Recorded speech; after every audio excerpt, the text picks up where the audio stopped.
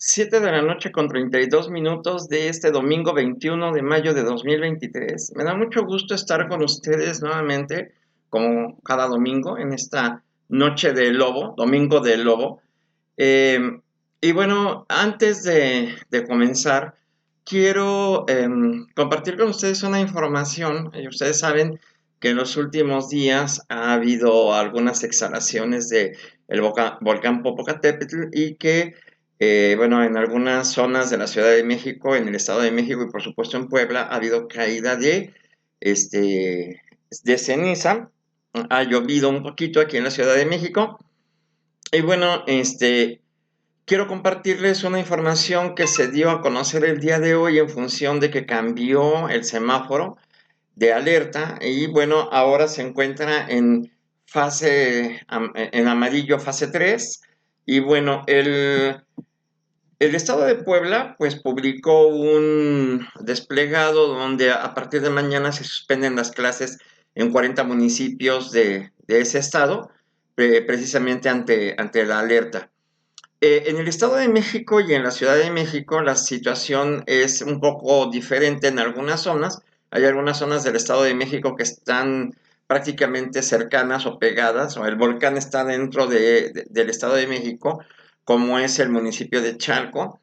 Y bueno, en el caso de la Ciudad de México hay alcaldías que están hacia el oriente de la Ciudad de México más cercanas al volcán y por lo tanto, bueno, pues la caída de ceniza es más intensa que en otras zonas. También depende mucho del viento y de la lluvia. Entonces, el día de hoy publicó una nota informativa el gobierno de la Ciudad de México a través de la Secretaría de Gestión Integral de Riesgos y Protección Civil, que dice que ante el cambio en esta fase del semáforo, a fase 3, amarillo fase 3, es importante seguir las recomendaciones que nos ponen aquí y que aplican tanto para la Ciudad de México como para los municipios del Estado de México.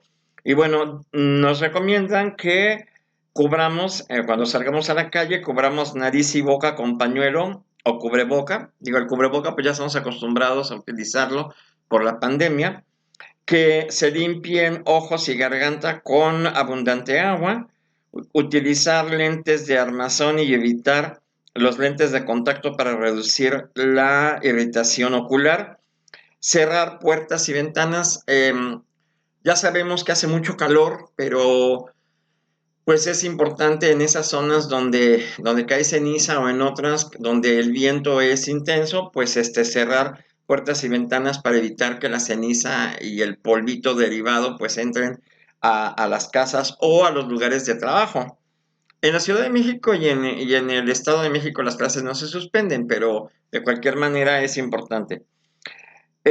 Tapar rendijas con paños húmedos, las rendijas de las ventanas. Hay algunas ventanas que tienen algunas rendijas o puertas y bueno, pues hay que taparlas para que impedir que el paso de la ceniza. No dejar alimentos a la intemperie, incluyendo las de los animales de compañía, es decir, pues si les acostumbran dejarle su agua o su alimento a sus perritos y gatitos que andan ahí en el patio, o pues no lo hagan, denles de comer cuando lleguen a su casa, cuando estén presentes, que coman o que coman en un espacio protegido de la ceniza, y tampoco dejar alimentos a la intemperie por tiempo prolongado. Sabemos que en México pues tenemos tianguis o puestos donde se vende comida a la intemperie y bueno, pues esos están sujetos a que de repente les caiga con el viento la cenicita y eso es un poco complicado. Y dice barrer cenizas y depositarlas en bolsas y no arrojarlas en las coladeras. Entonces, bueno, esas son las recomendaciones que hace en la tarjeta informativa publicada el día de hoy por otra vez la Secretaría de Gestión Integral de Riesgos y Protección Civil de la Ciudad de México, y para el Estado de México pues es totalmente similar. Hay que tomar en consideración que el área conurbada de la Ciudad de México con el área de los municipios del Estado de México, sobre todo los del norte y los de la zona del oriente, Nesa, Chalco, Ixtapaluca, y en el caso del norte, pues Ecatepec y, bueno, Tlalnepantla y demás. A lo mejor algunos ya como Naucalpan están muy lejos, pero les recuerdo, el viento a veces juega en contra de las cosas y bueno, pues hay que tomar las debidas precauciones. Y bueno, después de esta información que es importante considerar y tomar en cuenta en este momento, pues voy a pasar al tema o a los temas que me llevan a hacer este video en esta noche de domingo, domingo de lobo. Bueno, pues resulta que esta semana nos sucedieron dos acontecimientos que llamaron mi atención y que quiero comentar. Y antes de comentarlos, quiero, como siempre, decir que no me mueve ningún interés político, que no estoy en contra de ninguna fuerza política ni gubernamental, ni mucho menos, simple y sencillamente es mi opinión como ciudadano. Y, y bueno, espero que esto lo entiendan y lo pueda yo compartir de una manera sencilla y clara y que no se confunda. El, el pasado, que fue lunes o martes, se dio a conocer el caso, bueno, ya se conocía el caso de una chica de Oaxaca, de nombre Roxana, que fue atacada sexualmente en mayo de 2021, es decir, hace 2 años, que enfrentó un proceso en libertad y que eh, bueno, ella es de Oaxaca, pero emigró a los 14 años, no sé, tiene 23 años ahorita, emigró a los 14 años a el Estado de México y particularmente a el municipio de Nezahualcóyotl, o Nesa, como comúnmente se le conoce. Y bueno, ella fue atacada sexualmente en 2021 y a su agresor ella lo golpeó y finalmente lo mató y la encontraron, la sorprendió la policía arrastrando el cadáver en una bolsa y por eso fue detenida, enfrentó su proceso judicial en libertad, pero esta semana una juez del Estado de México y particularmente de Nesa, eh, bueno, pues determinó que ella iba a ser acreedora a 6 años y algunos meses de prisión y pagar una multa muy grande y una indemnización a sus familiares, alrededor de 200 y tantos mil pesos en general, porque ella se había excedido en la forma de defenderse, ¿no? Y esto, bueno, eso generó ámpula en los medios de comunicación y en la sociedad porque, bueno, pues primero que nada, la juez, pues es una mujer, porque la defensa dijo que se actuó sin tomar en consideración la cuestión del género y algunas personas lo tomaron como algo bueno, algo indebido, ¿no? Porque pues todavía después de que fue abusada sexualmente, que ella se defendió y demás, pues ella tiene que pagar una multa, tiene que ser encarcelada por haber matado a su agresor. Eh, yo me puse a investigar y bueno, ella concedió una entrevista, ella tuvo 10 días para poder apelar a este fallo judicial y en ese lapso ella dio una entrevista a un periódico que se llama El País. El País es un periódico español que tiene una edición en internet y que también tiene una edición para México.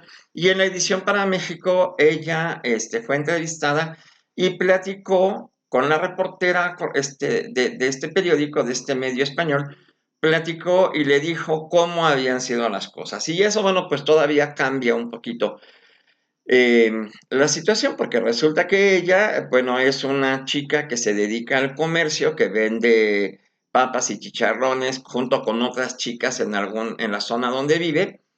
Eh, no tengo yo idea si se trata de un tianguis o un lugar específico, pero ella lo hace y entonces ella salió a vender sus papitas y sus chicharrones y estaba junto con otras chicas.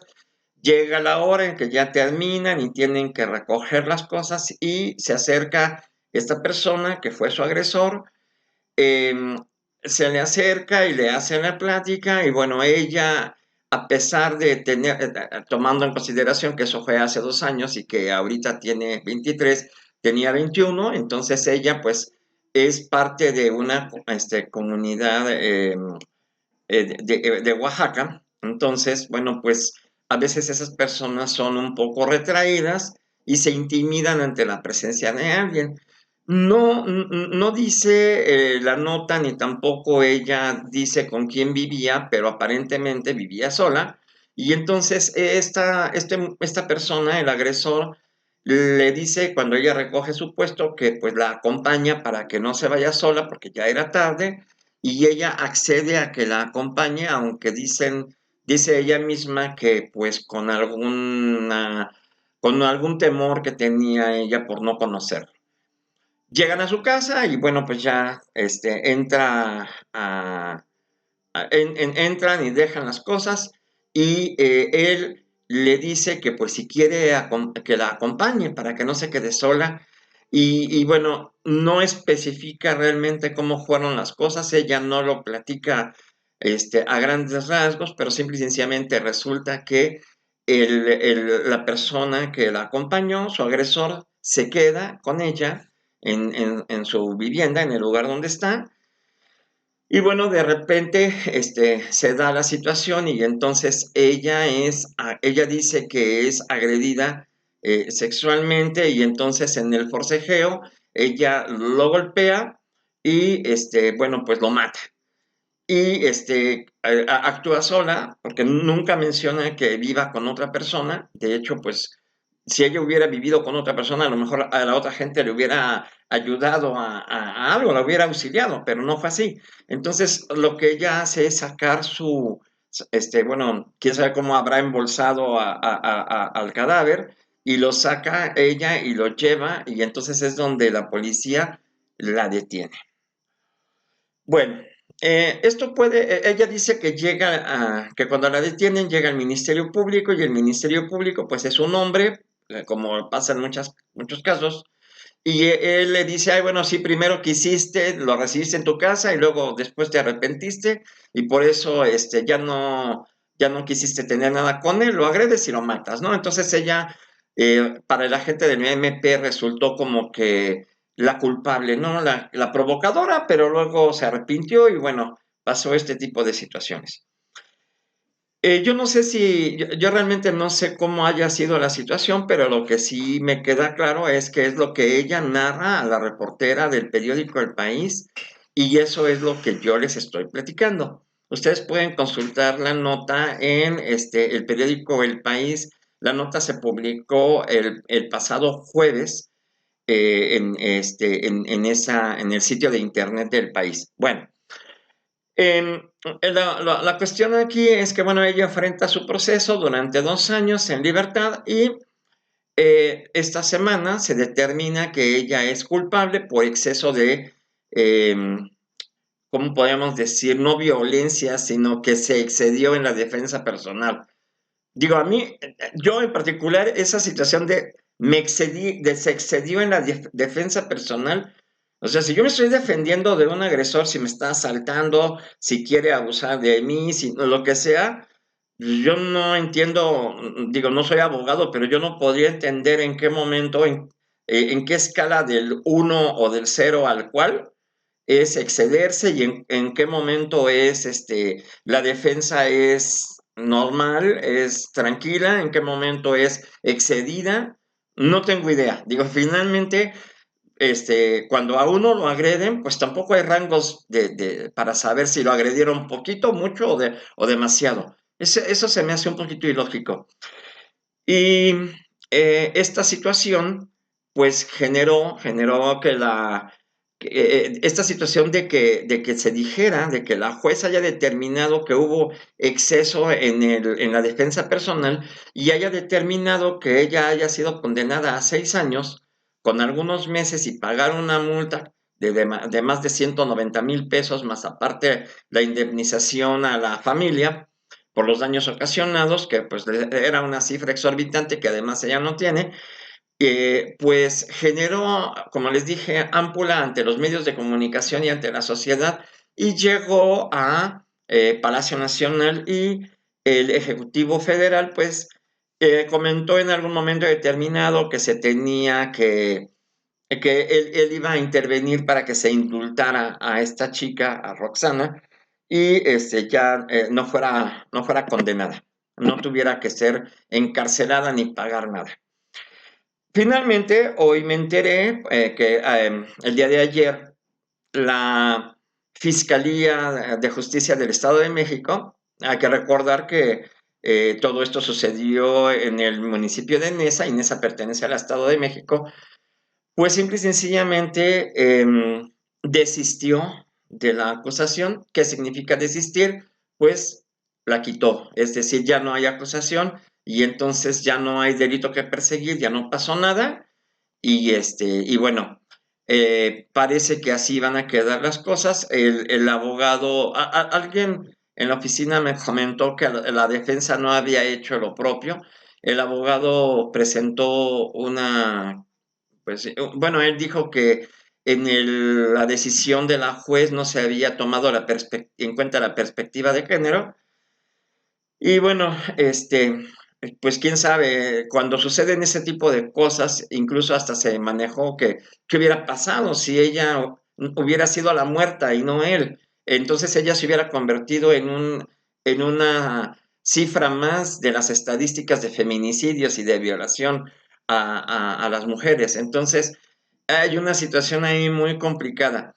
Y esto me llama mucho la atención porque desgraciadamente las acciones que tomamos, y digo tomamos porque lo tomamos en la cotidianidad, y cuando es una figura pública como un juez, o cuando se trata de un policía, o cuando se trata de alguna persona, un artista o lo que sea, donde los ojos de todo el mundo están centrados en sus acciones, donde se publica en los medios de comunicación lo que sucede, se prestan malas interpretaciones.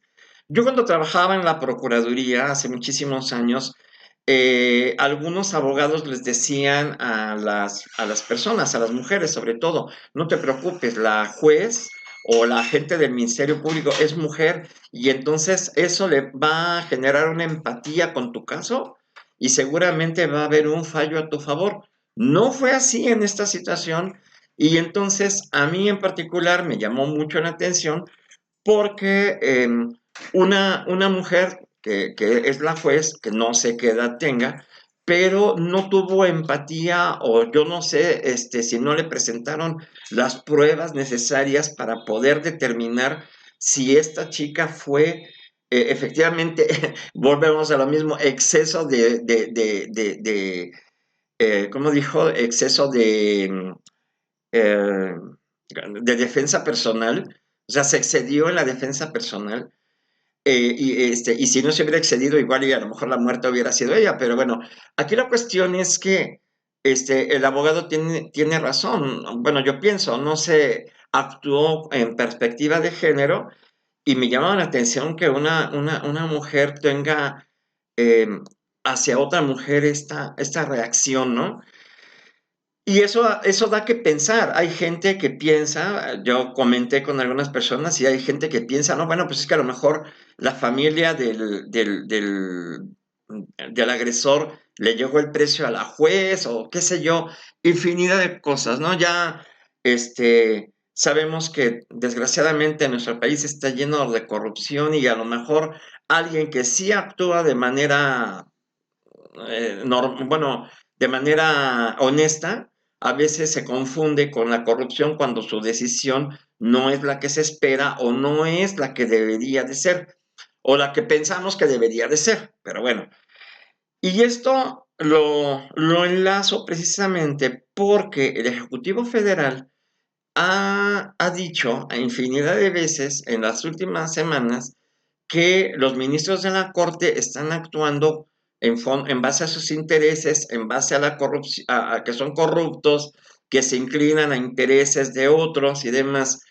Y bueno, ¿por qué lo relaciono? Porque si él piensa eso de los ministros de la Corte, que son los que están hasta arriba, ¿qué puede pensar la demás gente de los jueces que se encuentran en los juzgados civiles, familiares y demás, en las localidades, en los estados, que son exactamente igual, que no importa si están hasta arriba, en medio o abajo, dentro de la estructura del Poder Judicial? Y entonces, pues acciones como esta, ciertas o no, acertadas o no, le dan los elementos necesarios a las personas para pensar que lo que dice el ejecutivo es verdad y que hay intereses de por medio para poder emitir un fallo.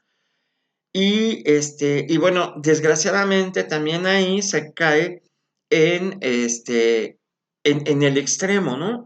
El extremo de no necesariamente entender lo que los jueces están haciendo, que están haciendo su trabajo, que si lo están haciendo correctamente o no, finalmente son jueces y ellos están actuando aparentemente en la legalidad. Y entonces la gente, cuando las cosas no son como se esperan, eh, se molesta y la molestia se convierte en agresión. Y de la misma manera en que ahorita, porque también estaba leyendo que el día de ayer hubo unas manifestaciones afuera de la Suprema Corte de Justicia, que esas manifestaciones están permanentemente allí, pero que ayer, según una página, las notas de las páginas de internet, Infoave y todo esto, los manifestantes se vistieron con una especie como de toga, como las que utilizan los ministros de la Corte, y que también utilizaron unas cajas como ataúdes, y una de ellas iba con el nombre de la ministra Norma Piña.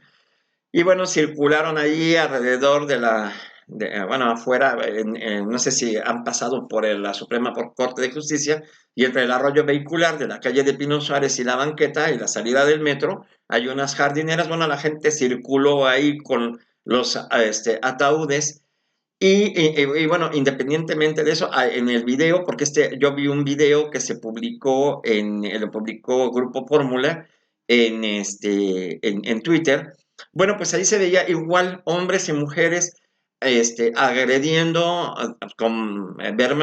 verbalmente a los ministros de la Corte, particularmente a la ministra Norma Piña, y bueno, ya de pasadita a algunos comunicadores como Adela Micha, López Dóriga, Lórez de Mola, ¿quién más menciona? Ah, sí, Ciro Gómez Leiva, que por cierto lo intentaron matar hace algunos meses. Entonces, este tipo de situaciones que de repente el actuar de una persona o el actuar de las personas, em, aunque esté bien pensada, y como decían por ahí, no hagas cosas buenas que parezcan malas y viceversa. Yo no sé si, retomando lo de la juez que quiso eh, encarcelar a Roxana, yo no sé si ella actuó en función de las pruebas. Yo no sé cuál haya sido su criterio para poder determinar que ella se excedió. Yo insisto mucho en esa parte de exceso de defensa personal.